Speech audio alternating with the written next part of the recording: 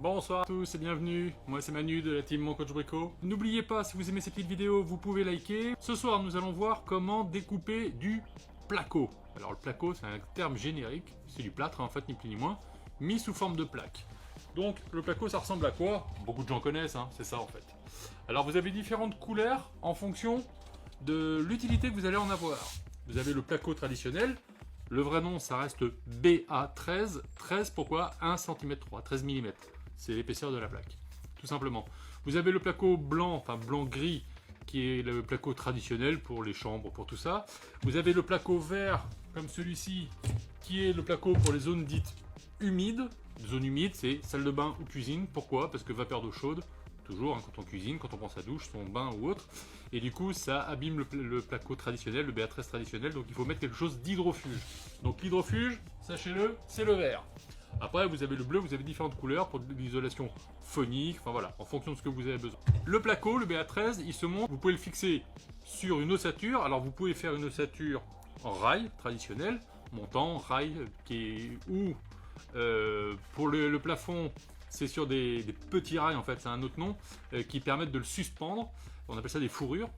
Mais vous pouvez aussi le monter sur une structure faite en bois, en tasseau. Ça fonctionne très bien. Vous prenez des petits tasseaux. Alors ça, c'est un peu trop gros, mais sur des petits tasseaux, vous pouvez monter une structure en tasseau et plaquer votre BA13 dessus. Ça fonctionne de la même façon. D'accord? Par contre, attention aux zones humides. Le bois, il va avoir tendance à se dilater, à bouger un petit peu, donc le placo va suivre. Donc si vous voulez pas revoir les jonctions entre les plaques, c'est quand même mieux de faire ça directement sur montant et sur rail. Donc du coup ce soir on va voir comment le découper ce placo, ce BA13. Il y a plusieurs façons pour le découper. C'est quelque chose de très maniable. Alors comment c'est constitué déjà? Le BA13 c'est donc une plaque qui fait 13 mm d'épaisseur, donc 1 cm 3 de plâtre qui est mis entre deux feuilles de papier.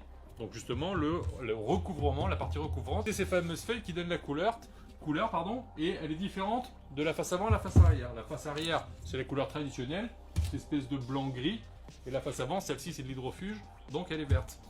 C'est uniquement ces feuilles de papier. Le plâtre c'est quelque chose de très tendre et très doux à travailler. Du coup ça sert à rien de forcer, de penser qu'il faut des outils extraordinaires pour découper du BA13. Non, pour découper le BA13, l'outil principal c'est le cutter, ni plus ni moins. Pourquoi? Parce qu'il faut juste affaiblir la plaque pour pouvoir le couper. Donc en fait, découper les plaques de papier qu'il y a de chaque côté. Donc un simple cutter suffit, à condition de savoir comment on va découper et ce qu'on a besoin. Quand vous avez des plaques et que vous voulez découper de part en part, un cutter va très bien. Parce qu'en fait, vous faites une saignée et après vous venez casser. Je vais vous le faire voir après. Par contre, si vous voulez découper à mi-chemin et vous arrêtez en plein centre, là si vous le faites au cutter, quand vous allez mettre en pression, ça va casser tout le long. C'est-à-dire que là vous aurez mis le cutter, ça va couper droit, et après ça va découper un petit peu à la va comme je te pousse. Donc quand vous avez besoin de vous arrêter à un endroit très précis, pour faire des découpes d'angles, ce genre de choses là, vous avez différentes scies. Alors une scie égoïne marche très bien, une scie onglée ça passe aussi. Pour faire des petites découpes un peu plus précises et un peu plus ajustées, ce qu'on appelle une scie à guillocher. Donc c'est une petite scie à double dent en fait, ce qui permet de pouvoir faire une coupe descendante ou remontante. D'accord? C'est une petite lame, donc l'avantage c'est que on peut la manipuler, donc faire des arrondis, ce genre de choses là. Autre outil qui fonctionne très bien pour le placo, c'est notre amie la sauteuse, la scie sauteuse. Scie sauteuse, alors par contre, évitez, si possible, la lame à dentelure pour le bois, parce que c'est des lames qui sont assez grosses, ça a tendance à arracher le papier, donc il ne faut pas une coupe très propre. Préférez la lame à dentelure plus fine, notamment la lame pour le métal. Ça passe très très bien, ça vous fait une coupe beaucoup plus nette, beaucoup plus propre, beaucoup plus ajustée. Si vous avez besoin de percer pour pouvoir faire sortir par l'arrière, donc dans le raillage, faire ressortir pour mettre des interrupteurs, des prises. On fait ça, le truc que l'on va faire, on va le faire avec une scie cloche. La scie cloche, on l'avait déjà vu, vous avez la mèche centrale qui fait l'axe de perçage et la cloche qui vient découper. Attention, c'est pas de la scie cloche à bois. Alors, oui et non, c'est la même chose que les scies cloches à bois. Par contre, ce sont des formats particuliers. Pour les prises ou les interrupteurs, cette scie cloche se vend en général toute seule et c'est un diamètre 68, 6 cm 8, 68 mm. D'accord? Si vous prenez une scie cloche à bois traditionnelle, c'est un format que vous n'avez pas. Et vous avez percé soit trop petit, soit trop grand, et votre prise elle va se balader. D'accord? Donc la scie cloche, c'est une scie cloche 6,8, 68 mm, ce qui permet d'incruster les interrupteurs, les prises, et tutti quanti. Même les prises en direct, c'est pareil. Hein. Pour le trou du boîtier, en fait, c'est pour le plot qui va à l'arrière, dans lequel on va bien incruster la prise et on va mettre le cache après par-dessus. On va voir comment découper, tout simplement, hop, avec un cutter. Alors, je vous le répète, pour découper avec un cutter, il faut absolument que la découpe soit de part en part, c'est-à-dire d'un bout à l'autre. Les formats de plaques, il en existe plusieurs différentes. Hein. 2 mètres, 2 mètres 50 en longueur. Hein. 2 mètres, 2 mètres 50, monte jusqu'à 3 mètres. Par contre, en largeur, vous avez aussi des petits formats que l'on se sert, comme celle-ci, qui font 60. Vous allez me dire, quel avantage de prendre une plaque en 60? Tout simplement parce que quand on fait notamment de la rénovation, souvent, les couloirs, les escaliers n'étaient pas prévus pour passer ce genre de plaques de grand format. Et du coup, ça ne passe pas. Vous ne pouvez pas les monter, vous ne pouvez pas les rentrer à l'intérieur. Donc, ils ont sorti des plaques en 60. Même principe qu'une plaque traditionnelle, à bord aminci. Donc je vais essayer de le faire voir comme ça. Voilà, vous voyez, le bord est aminci. Ça, c'est le principe d'une plaque de placo. La plaque fait 13 mm. Par contre, sur les deux bords, vous avez un amincissement. Alors ça sert à quoi cet amincissement?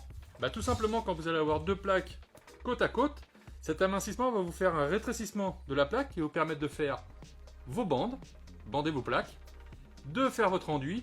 Et quand vous allez poncer à l'arrivée, ça va permettre d'avoir deux plaques exactement au même niveau. Parce que comme elle est légèrement décalée, c'est ce qui permet d'avoir deux plaques parfaitement au même niveau et de ne pas avoir la jointure. D'accord? Donc ça, on y pense. Très important. Je reviens à ma coupe avec mon cutter. Une coupe de part en part, donc très pratique. Alors pour ça, quand on utilise les outils coupants, surtout on n'oublie pas les EPM. Hop, équipement personnel, protection. On met ses petits gants. Et là, pour couper de part en part, c'est aussi simple que ça. On va prendre une règle. On va se mettre... On va prendre nos tracés, forcément. Hein. Moi, je ne vais pas faire de tracé, parce que c'est juste pour vous faire voir comment couper. On va dire ici et ici. Là, j'ai pris mes mesures. Tac, tac, c'est bon. Je sais ce qu'il faut que j'enlève ou ce qu'il faut que je diminue. Je viens positionner ma règle. Donc, je me mets en appui sur mon support. Ça permet que la plaque ne bascule pas. Et là, je viens tout simplement avec mon cutter. Grosse lame, petite lame, ça n'a pas vraiment d'importance. Je me mets debout parce que ça me permet d'avoir plus de pression pour pas que ma règle bouge pendant que je vais faire ma découpe. Donc là, je vais juste venir entailler le papier cartonné qui est en surface. Hop, un passage. Allez, je suis joueur. Je vais faire 2 passages. Vous pouvez en faire 3 si vous êtes sûr, si vous n'appuyez pas assez. C'est pas la problématique. Le tout est de saigner la surface.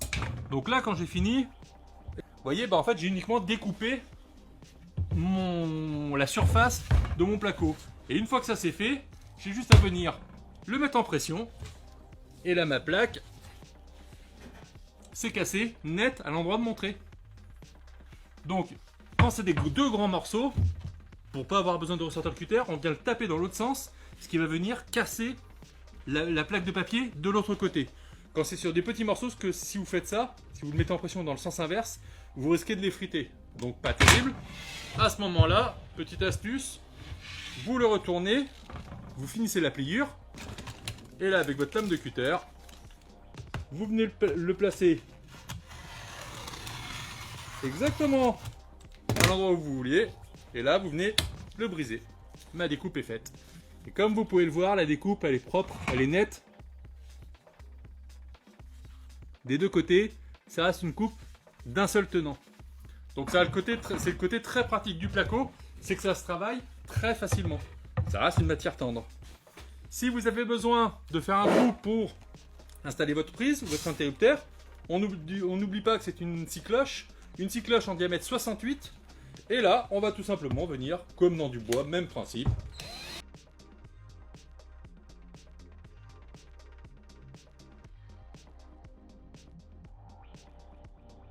Et donc là, après avoir découpé ça, j'ai l'emplacement exact pour ma prise. Donc mon plot que je vais venir, ma cage qui va venir à l'arrière de mon placo, que je vais venir plaquer donc par l'avant, avec les petits rebords qui vont venir se plaquer. Ça va me faire ma petite cage à l'arrière, et à l'intérieur je vais pouvoir mettre mon système électrique, faire sortir mes fils, mettre ma prise ou mon interrupteur, l'incruster dedans, remettre la plaque de finition autour, et ma prise ou mon interrupteur est posée. Autre chose, quand vous avez besoin de découper Donc on a vu pour la découpe au cutter, de part et d'autre, c'est-à-dire d'un bout à l'autre, pas de problème. Si je fais la même chose, que je veux découper comme ça, mais que je veux m'arrêter là, ça va pas fonctionner, parce que mon entaille va s'arrêter au milieu, et quand je vais casser, ça va continuer à casser n'importe comment, ce que je vous ai expliqué tout à l'heure. Donc pour ça, divers outils, plus simple scie, vous voyez. Alors, ça peut être une scie Egoin, ça peut être, vous voyez, la coupe est très propre. Une scie Egoin, moi je préfère une scie à onglet, parce que c'est une dentelure plus fine, ce qui évite de faire des découpes un peu barbares. La scie à guillocher, c'est le même principe. Autre avantage de la scie à guillocher, c'est qu'on peut aller dans la passe avant, descendante. Quand je suis à la verticale, je peux descendre, mais je peux remonter, parce que ma dentelure est des deux côtés. D'accord? Et dernier outil pour faire la découpe traditionnelle, c'est la scie sauteuse. Ça va très bien dès qu'on a besoin de faire des découpes un petit peu biscornues en arrondi et petit quanti. Donc là, je viens avec ma scie sauteuse.